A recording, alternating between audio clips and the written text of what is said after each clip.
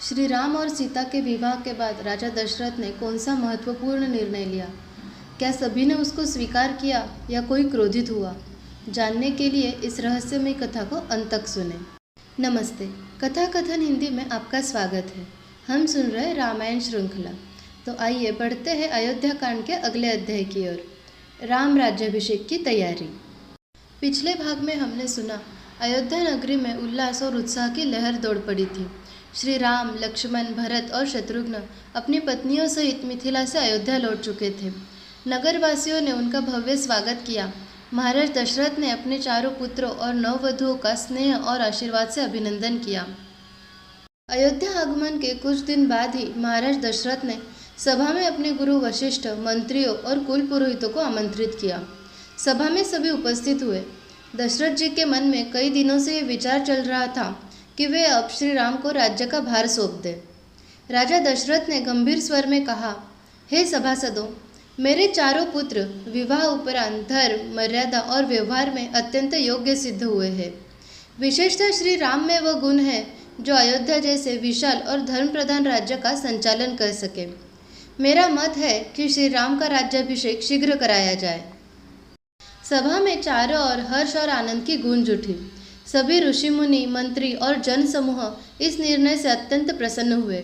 वशिष्ठ जी ने भी अनुमोदन करते हुए कहा, हे राजन, आपने उचित विचार किया है। श्री राम सत्य, धर्म और मर्यादा के प्रतीक है। यह राज्य उनके योग्य ही है। अतः शीघ्र राज्याभिषेक की तैयारियां आरंभ हो। दशरथ जी ने तुरंत आदेश दिया कि अगले दिन ही राज्याभिषेक की तिथि निश्चित की जाए। राजमहल में उत्सव का वातावरण था।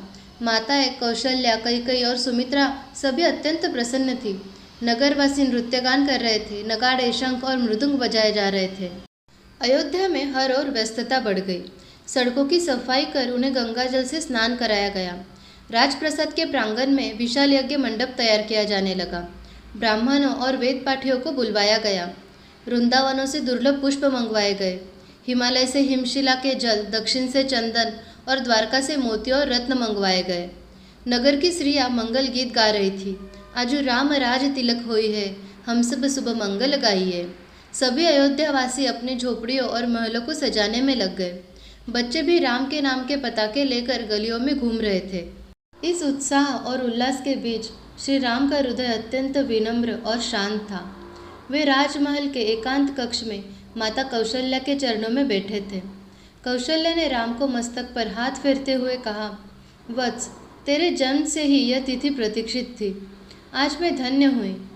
राम ने गंभीर भाव से कहा, माता, यह राज्य, यह महल सब मिथ्या है। यदि मैं अपनी मर्यादा और धर्म का पालन न करूं, यदि यह राज्य मुझे धर्म पथ से विचलित करे, तो मैं इसे त्याग दूंगा। कौशल्या की आंखें भर आई। वे जानती थी कि राम का चरित्र कितना महान है। इधर राजमहल के एक अन्य कक्ष में कैकेयी और मंथरा की चर्चा गहरी हो रही थी। मंथरा ने कैकेयी को उकसाते हुए कहा, महारानी, क्या आप देख रही है कि महाराज दशरथ श्री राम को सिंहासन सौंपने जा रहे हैं, जबकि आपका पुत्र भरत इसका अधिकारी है। अभी समय है, 2 वरदान आपके पास है। यदि आप इन्हें अभी नहीं मांगेगी तो भरत का राज्य कभी नहीं होगा।